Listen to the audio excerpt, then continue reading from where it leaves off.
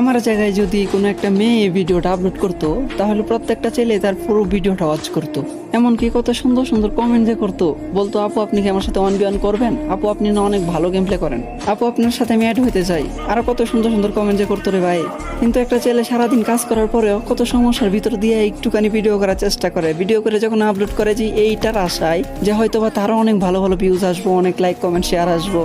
Like comment তো দূরের কথা ভাই, ভিউজই আসে না, 1-150 ভিউজে যায় আটকে যায়।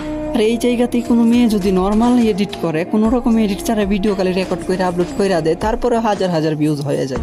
আমি এটা বলতে চাইতেছি না যে মেয়েদেরকে কেউ সাপোর্ট করো না, হ্যাঁ মেয়েদেরকেও সাপোর্ট করো, কিন্তু হ্যাঁ পাশাপাশি ছেলেদেরকেও করো। একটা ছেলে যে কত কষ্ট করে ভিডিও বানায়, কতটুকু আশা নিয়ে ভিডিও বানায়, এটা কি তোমরা জানো? আচ্ছা আমি অন্যদের কথা বাদ দিলাম, আমার নিজের বিষয়টাই বলি যে আমি 12 থেকে 13 ঘন্টা কাজ করার পরেও আমি কতটুকু কষ্ট করে ভিডিও আপলোড দিই তোমাদের থেকে একটু ভালোবাসার আশায়। আর আমি আমার নিজের জন্য কখনোই সাপোর্ট চাই না তোমাদের থেকে। আমার কথা হলো আমার ভিডিওগুলো যাদের কাছে ভালো লাগে তারা তো অবশ্যই করবো, এটা তো আর আমার বলতে হইব না, তাই না? আমি সাপোর্ট তাদের জন্য চাইতাছি যারা অনেক কষ্টের পরেও কোনো রকম ভিউজ পাইতাছে না। তোমরা তাদেরকে কপি লিঙ্ক করো, লাইক কমেন্ট শেয়ার করো তাদের জন্য।